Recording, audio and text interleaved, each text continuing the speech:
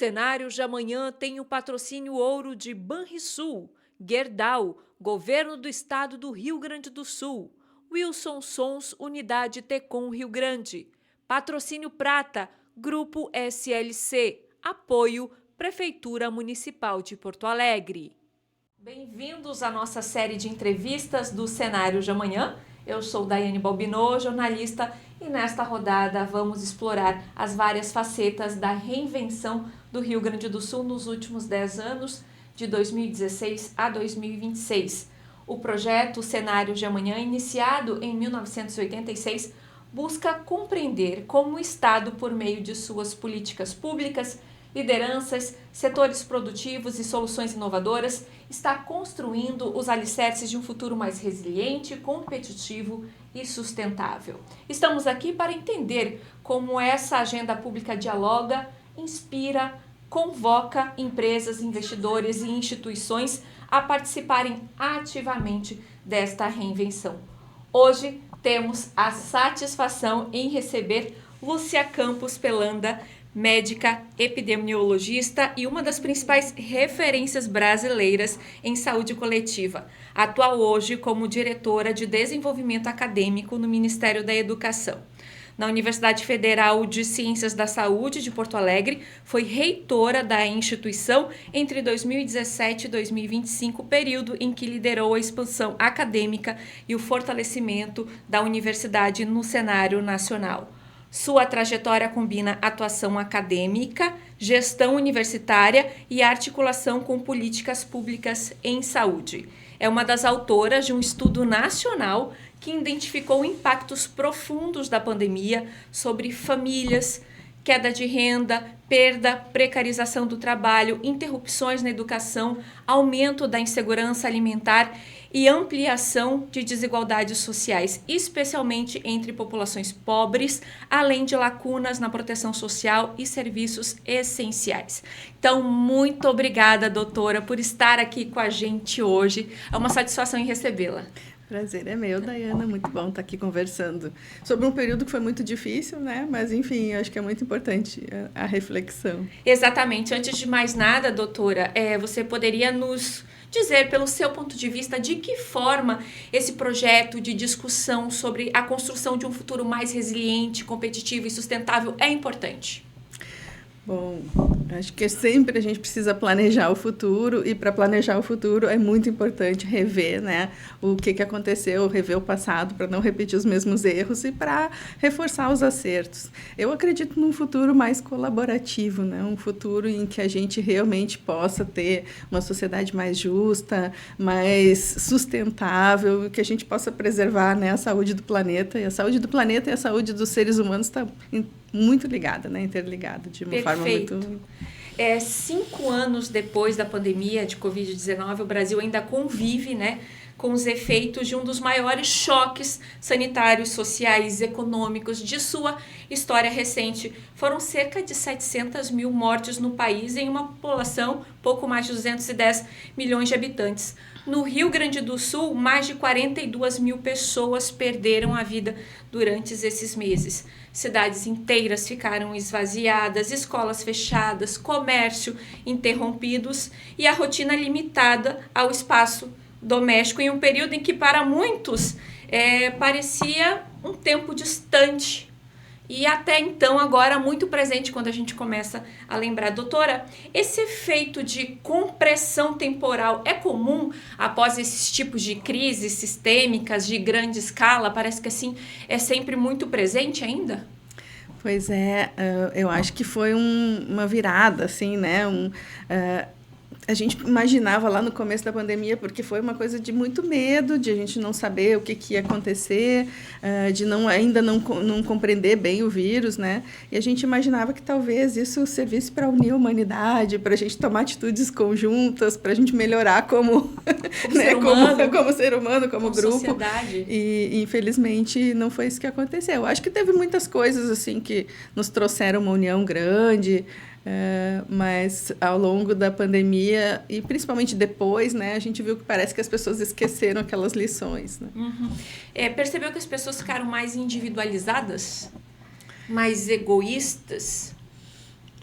Eu não sei se já não é da natureza humana, né? Mas, enfim, eu continuo acreditando que a gente pode chegar num ponto em que a gente seja menos individualizado e menos egoísta e trabalhe em prol do bem comum. Eu acho que ali no começo deu essa impressão, assim, acho que as pessoas confiaram muito na ciência no começo, até que surgiu um movimento contra a ciência, contra as descobertas científicas, contra, né, o intelectualismo, contra as universidades, porque as universidades no começo ali, elas participaram muito, né, elas trabalharam muito. Então, acho que foram duas, como sempre, né? Dois movimentos assim, em direção contrária. E é entre o equilíbrio desses movimentos que a gente está hoje, eu acho. Vamos destacar bem essa área da saúde, porque antes da pandemia o Brasil formava cerca de 3.000 a 3.500 mestres e doutores por ano em saúde coletiva como CAPS. Após a Covid, esse número se aproxima de 5.000 por ano, com aumento também de oferta de residências em vigilância epidemiológica. Esse crescimento representa uma mudança estrutural na formação de saúde? Acho que houve um interesse muito grande pela saúde coletiva. Acho que finalmente as pessoas entenderam que toda a saúde é coletiva. Não existe a gente tá bem enquanto outra pessoa do lado não está bem. E aí não é a questão, né, de eu estou protegido, eu tenho uma classe social diferente, estou mais protegido, tenho mais acesso. Sim, o acesso é muito importante. Mas no caso de uma doença infecciosa, não existe isso, né? Todo mundo, enquanto a gente não luta para que as pessoas mais vulneráveis estejam bem, todo mundo vai estar em risco, a economia vai estar em risco, então todo mundo vai ser atingido. E aí eu acho que teve essa descoberta de que toda a saúde coletiva, e aí a saúde coletiva começou a ser mais valorizada, a epidemiologia. Eu me lembro que eu dava aula de epidemiologia no Twitter, assim, naquela época, o antigo Twitter, né? Porque eu pensava, meu Deus, isso é uma coisa que eu só falo lá na faculdade, no curso de medicina, no curso de biomedicina, nos cursos da saúde. E agora eu estou aqui falando no Twitter para as pessoas tentarem entender, e todo mundo muito interessado, até em cálculos estatísticos, coisas assim que era bem específico da minha área. Eu acho que houve um interesse muito grande da população, e acho que muitas das pessoas que estavam se formando, né, na área da saúde começaram a se dirigir para esse lado, pensando, bom, isso vai ser o futuro mesmo, né? Sim, e no caso específico dessa formação, alguns levantamentos identificaram expansão pós-pandemia de 40% a 60%. Essa expansão hoje, ela é suficiente? Acho que ainda não, né? Acho que nós ainda temos uma necessidade muito grande de pessoas muito qualificadas nessa área da saúde coletiva, da saúde pública, das políticas públicas em saúde. A gente acho que é importante ainda expandir, é importante ainda porque a gente precisa de pessoas em posições-chave que entendam, né, de saúde coletiva. Acho que... Perfeito. E a estrutura da saúde, ela está colocando um novo patamar de atenção à especialidade, como a gente comentava. Programas foram criados após a pandemia, inclusive com o apoio do Ministério da Saúde. As universidades também abriram suas grades curriculares para ampliar a formação desses profissionais. A senhora consegue falar um pouquinho para a gente dessa evolução? Eu sempre comentava com meus alunos lá no primeiro ano, né? Ou tanto, porque eu dou aula em vários cursos da área da saúde, medicina, biomedicina, nutrição, enfermagem, fisioterapia, e eu sempre dizia no primeiro ano, esse assunto aqui, epidemiologia, metodologia científica, vocês vão precisar para sempre, vocês vão precisar durante toda a profissão de vocês. E às vezes ali no comecinho, lá no primeiro ano, é difícil de entender isso, né? Por que a gente vai precisar? Porque o que acontece na área da saúde? Hoje, mais importante do que o conteúdo, e a gente viu durante a pandemia que em 2 semanas mudava tudo. Sim. No começo da pandemia, a gente não sabia sobre o uso de máscaras. 2 semanas, a gente já foi descobrindo, né, que era aerosol, a principal forma de contágio do vírus. Depois, em seguida, a questão das vacinas, né? Como é que foi desenvolvida a vacina? Foi muito rápido ou foi muito devagar? E todas essas questões, o que significa? Que o profissional de saúde hoje precisa aprender a aprender. Não adianta só saber o conteúdo, porque o conteúdo, em 2, 3 anos, ele já vai estar totalmente substituído. Sim. Então, a gente precisa aprender a estudar sempre, né? Então, acho que nesse sentido, assim, da formação em saúde, ser muito mais focada na proatividade, no pensamento crítico, na ética, na humanidade, do que no conteúdo em si. Historicamente, a epidemiologia era uma área mais restrita à academia, ao setor público, como a senhora falava, e após a Covid ela passou a ocupar esse papel mais estratégico. Também empresas e instituições privadas, a senhora observou isso? Sim, porque foi, assim, mostrou bem, né, aqueles países que tinham uma vigilância sanitária, que tinham divisões, né, de epidemiologia mais bem estruturadas, foram aqueles países que conseguiram lidar melhor, principalmente no começo. Se a gente tivesse, assim, mais agilidade desde o começo, de identificar cada caso, os contatos, isolar, talvez a gente não tivesse tido, né, uma epidemia tão grande. É difícil de dizer retrospectivamente o que seria, mas alguns países que tinham essa estrutura de fazer lá a busca ativa dos contatos, de procurar, né, e é um trabalho que a gente chama os detetives da medicina, né? Os detetives da saúde. É ir lá descobrir quem teve contato com quem, como é que foi a origem do contato, e ali no começo aquilo ali foi capaz de isolar vários países assim que tiveram resultados muito melhores, né? O Brasil ele já conta com mais de 1.000 health techs ativas, segundo o Distrito, que é uma plataforma brasileira de inovação. Muitas dessas startups direcionadas ao setor de saúde surgiram e foram aceleradas por conta da pandemia.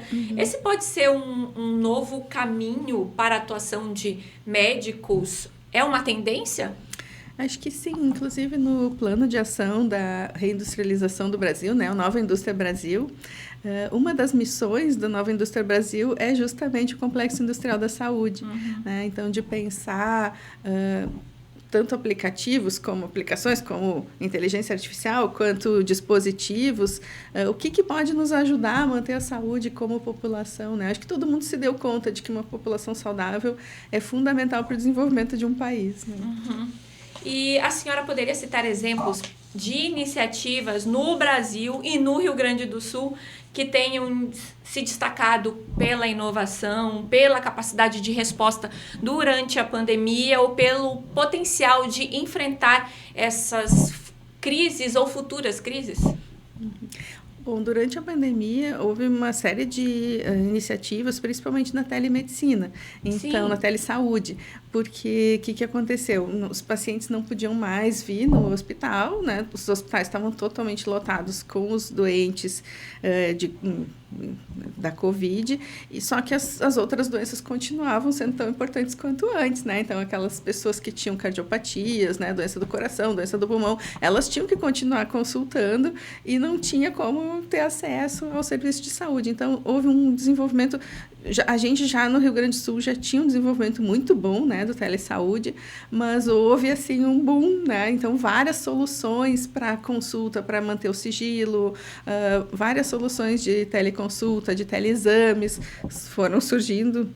Então, teve algumas iniciativas muito importantes envolvendo as universidades e os hospitais.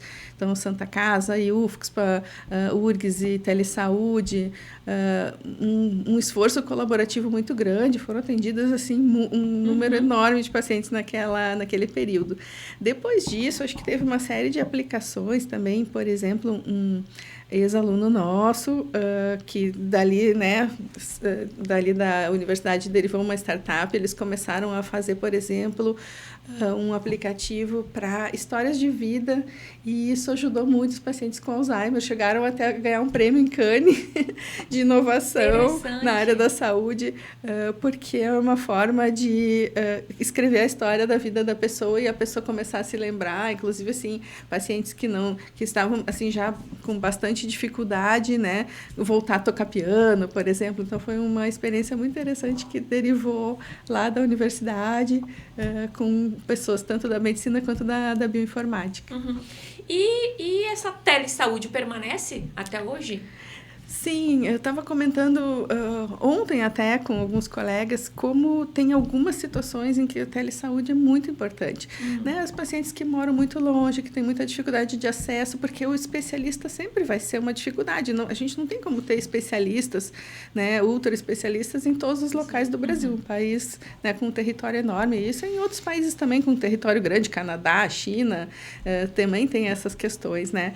Então, se a gente tiver uma teleconsulta, e às vezes mediada pelo próprio profissional lá da atenção primária, na minha especialidade, que é a cardiologia pediátrica. Às vezes a criança fez uma cirurgia cardíaca e ela precisa revisar anualmente, mas geralmente é uma revisão simples. Mas o médico lá da atenção primária tem muita dificuldade, porque são muitas variedades de doenças do coração, é muito preocupante para aquela pessoa que está lá, né? Então, às vezes, a criança tem que viajar 500 quilômetros de ida, 500 quilômetros de volta para ter uma consulta que é simples, que a gente poderia fazer por uma teleconsulta, por exemplo, né?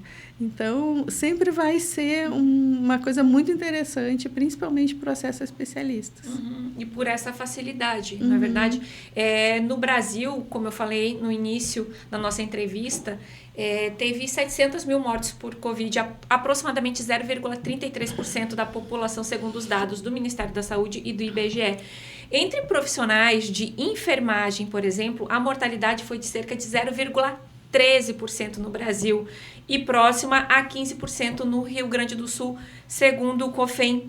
Mesmo estando na linha de frente, como explicar o fato desses profissionais apresentarem mortalidade proporcionalmente menor do que a população em geral? Como é que explica isso? Pois é, boa pergunta. Mas uma das coisas mais importantes, claro, houve um risco muito grande para os profissionais, principalmente ali no começo, quando não se sabia exatamente qual era a forma de transmissão. Mas uma das coisas mais importantes na questão da Covid foi que logo se descobriu que a transmissão era por aerosol. Então, que a proteção, né, as máscaras de proteção eram muito importantes. E aí, o que acontece no serviço de saúde? O protocolo era muito rigoroso de proteção, enquanto que as pessoas na vida real ali estavam se expondo, né? E acho que houve assim alguns problemas muito grandes na população, que a gente chamou de infodemia, né? Uma epidemia de desinformação, de informação fraudulenta. E aí muitas pessoas consideravam que estavam protegidas, por exemplo, por um medicamento que não funcionava.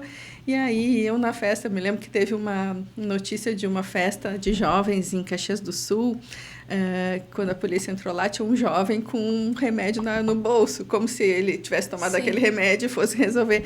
Então, de certa forma, as pessoas leigas, né, que não estavam na área da saúde, se expunham de uma forma pior. E aí tem a questão das vulnerabilidades também, né? As pessoas com mais dificuldades econômicas, domicílios, né, com muitas pessoas, todas essas pessoas foram muito mais atingidas nesse sentido, né? E a cobertura vacinal contra a gripe no Brasil saiu de cerca de 70% em 2019 para níveis próximos do 90% em 2020, também segundo os dados do Ministério da Saúde, refletindo esse aumento significativo de percepção de risco, né, que houve durante a pandemia. E nos anos seguintes, a taxa recuou. Há sinais de relaxamento na cultura da vacinação aqui no Brasil? Sim, infelizmente, acho que houve um esforço muito grande nesses últimos anos, né? Mas infelizmente ali durante essa infodemia que eu estava comentando, houve um prejuízo muito grande assim da questão da confiança que a população tem na vacina, porque o Brasil sempre foi exemplo para o resto do mundo em termos de cobertura vacinal, da confiança que as pessoas têm na vacina, e mesmo com tanta notícia, né, falsa sobre vacina, porque tudo isso foi originado de um estudo lá, por isso que é importante saber metodologia científica, porque aquele estudo original que falou mal das vacinas era um estudo muito mal feito. Então, qualquer pessoa que entenda de metodologia, lê aquilo e fala, não, isso é uma bobagem. Só que aquilo foi, né, se multiplicando, viralizando, e aquilo fez muito mal. Já antes da pandemia, a Organização Mundial da Saúde já considerava que o movimento anti-vacina era um dos 10 maiores problemas de saúde pública do mundo. Depois da pandemia, isso ficou muito mais evidente, porque como a vacina foi desenvolvida de uma forma rápida entre aspas, porque ela levou muitos anos sendo desenvolvida, e o que aconteceu durante a pandemia? Muita gente ficou doente, então foi possível testar de uma forma mais rápida, porque o número de pacientes era muito grande, né? Então, ela é uma vacina muito segura, mas isso foi tudo usado como argumento contra a vacina, e aí também eu acho que é mais uma explicação para as pessoas terem se exposto e terem, né, tido uma mortalidade maior, porque o que aconteceu? Os profissionais da saúde também tinham uma consciência maior e se vacinaram, né? Sim. Mais rápido, enfim. Acho que esse problema da questão do movimento anti-vacina é muito preocupante. Está trazendo de volta doenças que já estavam erradicadas. Exatamente. E como isso deve ser trabalhado? Pois é muito difícil, porque essa é aquela questão que eu estava falando de toda a saúde ser coletiva, né? Das pessoas terem consciência de que quanto mais gente vacinada, mais a gente protege, por exemplo, quem não pode se vacinar. Algumas pessoas que não podem se vacinar por motivos de saúde, por contraindicação, elas estão protegidas, ou os bebezinhos pequenos, eles estão protegidos por o fato de que uma grande parte da população está vacinada. Né? Quando as pessoas deixam de se vacinar, essas pessoas mais frágeis não estão vacinadas mais, né? Não estão tão protegidas. Então, eu acho que é muito uma consciência coletiva de que o que eu faço influencia o grupo todo, né? A população inteira. A minha posição no mundo tem influência sobre todo o resto. Então, acho que é uma questão de educação. Eu sempre acredito que a solução para tudo é a educação. Isso mesmo. É para isso que eu trabalho, né? Doutora, mais de 40 milhões de alunos brasileiros ficaram sem aulas presenciais por até 18 meses. É muito tempo, segundo a Unesco. O equivalente a quase 1 ano e meio. E 1 a cada 5 brasileiros. Esse impacto já foi superado? E por que o Rio Grande do Sul a média foi maior? 800 mil alunos. Eu acho que teve muito uma questão, como eu tinha dito, né? Se a gente tivesse feito um fechamento bem rigoroso no começo, talvez a gente pudesse ter sido bem mais curto. O problema foi que aquela coisa, né? Ninguém fazia completamente e as crianças são as mais vulneráveis, então até ter a vacina sempre tinha esse risco, essa preocupação muito grande. Hoje a gente sabe, com todo o conhecimento de pós-pandemia, que talvez numa cultura em que todo mundo usa máscara adequadamente, ambientes ventilados, a gente sabe várias coisas que podem reduzir bastante o risco, né? O risco é um gradiente, assim. Então, hoje talvez a gente pudesse ter feito diferente, mas não tinha o que fazer naquele momento. Naquela primeira fase tinha que ter fechado mesmo. E aí foi essa questão de que nunca teve uma adesão completa e aí a coisa ia se perpetuando, né? E é óbvio que para as crianças isso tem um efeito, mas eu sempre acredito que ficar viva é mais importante. Aí o resto a gente recupera e corre atrás. Acho que está tendo uma recuperação. A gente teve, por exemplo, uma redução. A minha parte, né, da universidade, que eu entendo mais, por dizer, do ponto de vista, a gente teve uma queda, né, nas inscrições no Enem, por exemplo, e agora a gente já está tendo uma recuperação. Esse já foi o maior Enem da história, né, o maior SISU, porque as pessoas estão voltando a ter esse interesse por estudar, né? Sim, e a senhora falava da universidade, o papel dela durante esse período, principalmente aqui no Rio Grande do Sul. Eu acho que a gente estava numa fase, assim, de começo de uma crítica à universidade. A universidade é ineficiente, e isso é só uma crítica de quem não conhece, realmente, né? Porque o que as universidades fazem praticamente quase toda a pesquisa, né? As universidades públicas ou comunitárias fazem praticamente toda a pesquisa no país, ou 90% da pesquisa, fazem a extensão, são os projetos de diálogo com a comunidade. E durante as crises é que as universidades mais mostram a sua importância. Então, as universidades gaúchas e os institutos federais também se uniram muito, né, para, no começo ali da pandemia, ajudar com todas as questões que pudesse. Lá na UFSC, a gente transformou o nosso laboratório de farmácia numa fábrica de álcool gel. E foi super bonito o movimento, assim, dos professores, dos estudantes e técnicos voluntários, assim, naquela época em que todo mundo não sabia, né, as pessoas não sabiam o risco que estavam correndo, eles diziam, né, eu me lembro bem da fala de um professor, se esse vírus vier me pegar, eu quero que ele venha me pegar trabalhando aqui, fazendo alguma coisa pelas pessoas, sabe? Então, foi um movimento muito bonito. A universidade imediatamente começou a desenvolver os testes, fazer mutirão, depois mutirão de vacinação. Então, o papel das universidades foi fundamental, assim como também durante as enchentes, né? As universidades se mobilizaram, criaram abrigos, fizeram atendimento em saúde, fizeram atendimento as universidades, né, que têm serviço de cursos de meteorologia, de hidrologia, então todo mundo assim sempre, né, com base na ciência, e acho que o nosso estado tem essa tradição de ouvir os cientistas, então foram formados comitês, né, tanto o comitê de enfrentamento à Covid quanto o comitê científico para a questão das mudanças climáticas. Então acho que a população começou a olhar muito, né? Eu me lembro que as nossas redes da universidade triplicaram de tamanho porque as pessoas queriam informações confiáveis, né? E é importante porque a universidade pode dar essa informação confiável. Então, é um tipo de comunicação pública que também é uma função nossa, né? E passados esses 2 períodos que foram difíceis, que trouxeram lições, o que permanece ainda? De saldo positivo, digamos. É muito difícil, né? Porque as crises são... assim, trouxeram muito sofrimento, trouxeram muita... Às vezes, até uma perplexidade sobre o comportamento de algumas pessoas, né? Por que algumas pessoas conseguem, assim, espalhar tanto... por exemplo, uma notícia fraudulenta, qual é a intenção, né? Então, como é que elas conseguem prejudicar tantas pessoas ao mesmo tempo? Mas, ao mesmo tempo, eu acho que tem também um movimento muito bonito, assim, de solidariedade. Agora, com a enchente, acho que foi muito bonito ver, assim, o quanto as pessoas se uniram, né? Se organizaram. E o saldo é esse, que a gente está sempre pronto para as crises. A gente vai melhorando, a gente vai se organizando cada vez melhor e...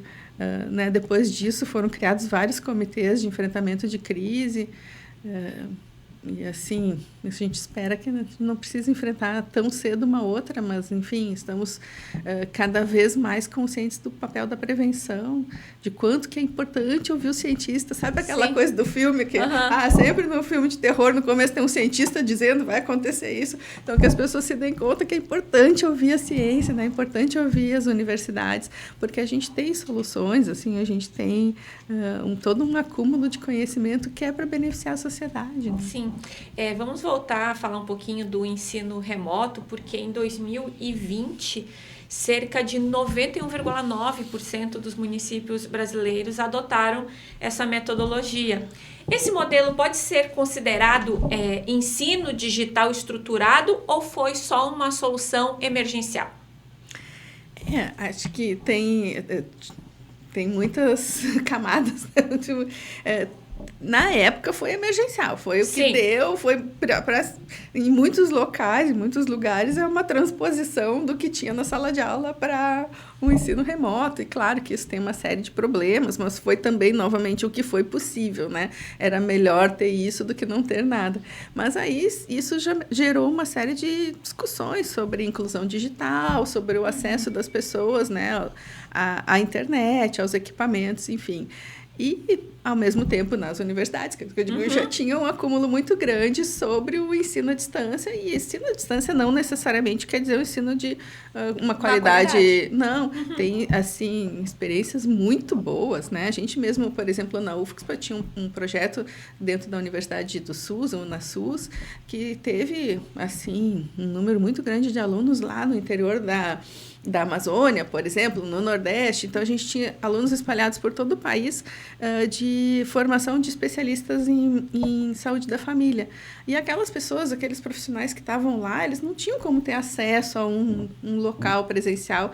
Então, foi feito um projeto com muita qualidade, foi bem premiado, que tinha atores, inclusive, para casos complexos, tinha cidades virtuais. Então, é possível fazer ensino à distância com muita qualidade. Acho que isso também foi uma coisa que desenvolveu muito durante a pandemia, né? Foi possível. Agora, a gente tem que ter muito cuidado, porque existe, sim... existe uma tendência de algumas instituições predatórias de fazer um ensino à distância de muito baixa qualidade, e isso não serve para a maioria das situações. Então, acho que a gente precisa ter muito olho na qualidade desse ensino. Então, esse formato de ensino, de certa forma, ele contribuiu para reduzir desigualdades ou ampliou diferenças? O que a senhora acha? Eu acho que no começo pode ter ampliado pela questão do acesso, né? E até que se trabalhasse muito na questão da inclusão digital, Na universidade, a gente conseguiu, por exemplo, um computador para cada um que não tinha, o auxílio à internet e tal, mas isso na grande escala, né? Por exemplo, no ensino básico, foi uma coisa muito difícil mesmo. Né? Cerca de 1,3 milhão de alunos brasileiros ficaram sem acesso adequado às atividades escolares durante a pandemia, segundo Unicef e INEP. Esse contingente representa uma perda educacional estrutural? Inclusive no nosso estudo, né, nós fizemos o estudo EpiCovid 2.0, que foi 5 anos depois da pandemia, e nós vimos que uma grande parte da população interrompeu os estudos, né, alguém na família interrompeu os estudos, e isso é um prejuízo muito grande, mas novamente não tinha o que fazer. Eu acho que vamos manter, vamos ficar vivos, né? Vamos manter as pessoas vivas e aí a gente vai recuperar. Mas é importante ter um plano bem estruturado de recuperação disso que foi perdido, né? Pois é, a senhora falava desse estudo conduzido que analisou esses impactos da pandemia nas famílias brasileiras. Observa-se que quase metade das famílias sofreu redução de renda e insegurança alimentar. Uhum. Esses impactos podem ser considerados superados hoje ou ainda tem reflexos? Olha, a gente precisaria voltar a estudar, né? Porque esses impactos foram já de 5 anos depois.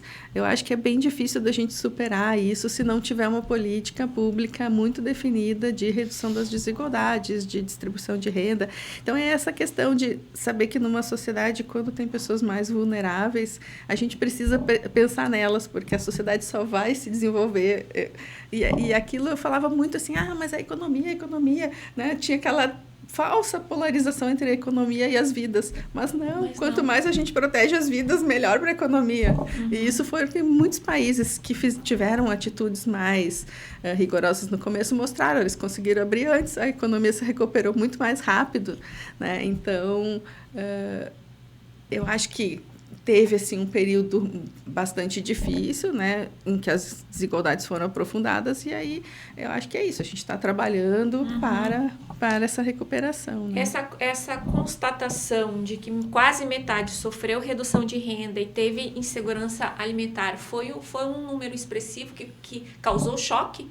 Sim, foi muito mais do que nós esperávamos, assim, sabia que a situação era muito grave, e principalmente nessa questão dos grupos mais vulneráveis, né, os lares chefiados por mulheres, então as mulheres já têm essa sobrecarga, né, de, além do trabalho, o trabalho do cuidado, né, que é um trabalho não remunerado, e ainda serem mais vulneráveis a todas essas dificuldades. Então, isso é uma coisa bem importante, assim, eu acho que a gente precisa de cada vez mais políticas para proteger as mulheres. Sim. Um dos achados desse estudo é que a morte de familiares foi mais relatada em famílias de maior renda e escolaridade. O que esse resultado reflete ou indica? Pois é, nós ficamos muito tempo pensando sobre isso. O que aconteceu? Talvez uma coisa de identificação maior, né? As pessoas nesses grupos familiares tinham famílias mais nucleares, menores, e aí relataram mais, os outros tinham famílias maiores, não consideravam como parente próximo. A gente teve várias discussões, assim. Tem alguns outros estudos no mundo que falam isso também. É bem difícil de chegar a alguma conclusão sobre esse. Talvez também, uma hipótese que a gente levantou também foi a questão dos posicionamentos políticos, né? De um posicionamento ser mais, levar a uma exposição maior ou não, mas, enfim, o nosso estudo não consegue avaliar isso diretamente. Tem outros estudos que mostram, assim, lugares onde teve mais votação de um ou outro candidato, teve diferenças de mortalidade, mas, enfim, acho que esse é um assunto que ainda precisa ser estudado. E qual foi o outro achado do estudo assim que surpreendeu vocês? Eu acho que a questão da interrupção dos estudos, né, foi bastante significativa.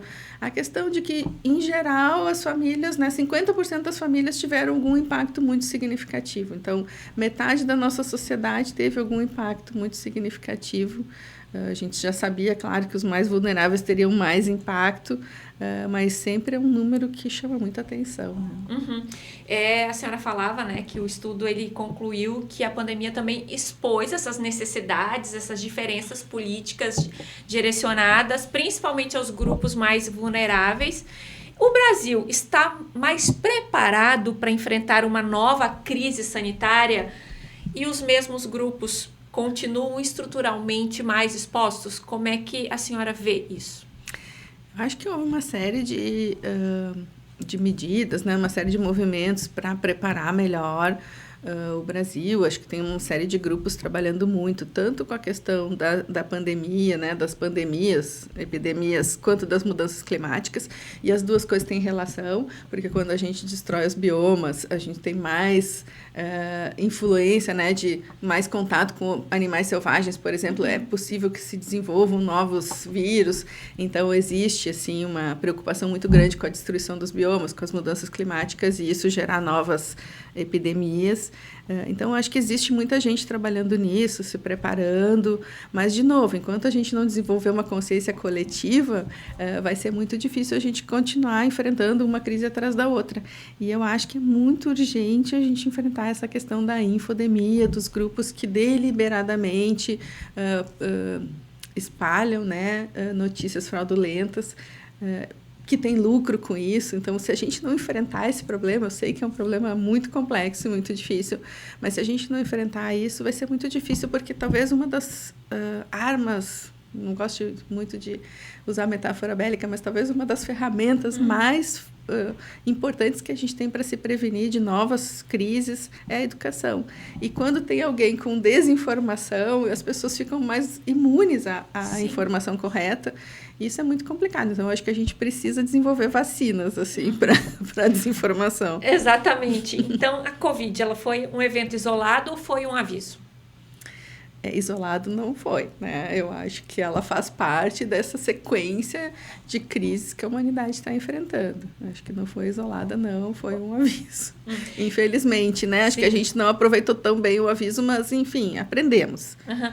E de que forma poderemos considerar a pandemia, junto com as enxurradas, as enchentes registradas aqui no estado, como um prenúncio do que vem por aí? Futurologia é um exercício muito difícil, mas o que a gente pode dizer é que, tanto do ponto de vista da saúde, da sociedade, é que se a gente não mudar de atitude, se a gente não considerar a saúde do planeta e a saúde humana como intimamente interligadas, acho que a gente vai ainda enfrentar muito sofrimento. Então, hoje existe uma área, né, da saúde coletiva, da saúde pública, que fala da saúde única, ou saúde, uma só saúde, que a gente chama, de realmente mostrar que a gente está muito interligado. Enquanto a gente está destruindo o planeta, nós estamos nos destruindo. Então, de começar a prevenção, começar a proteger, começar a olhar para essas coisas, para que a gente não tenha novas tragédias. Eu não sei, né, acho que os cientistas climáticos têm mais essa ideia de o quanto a gente está num ponto de não retorno, mas eu ainda acredito que vale, sabe? Mas pensando nesse ponto de vista assim, de saúde coletiva, comunitária, esses eventos trouxeram lições em que elas foram aprendidas? Sim, eu acredito que sim. Acho que a ciência sempre aprende, né, com todas as lições. E agora é a questão de como que a gente pode espalhar esse conhecimento, que cada vez mais pessoas entendam isso, né, da importância do cuidado. Muito obrigada, doutora Lúcia Campos Pelanda, por essa conversa. Satisfação em recebê-la aqui no Cenário de Amanhã. A satisfação é minha. Sabe que eu adoro falar sobre ciência, sobre universidade, sobre saúde. Então, sempre que precisar, conta comigo. Muito obrigada. A intenção é refletirmos sobre os desafios e nos engajar nas oportunidades. Estas entrevistas do Cenário de Amanhã terão um papel fundamental na construção do documento Rio Grande, a reinvenção do futuro, que reunirá os conteúdos do projeto em formatos impresso e digital, com análises, dados oficiais e insights. Então, até a próxima.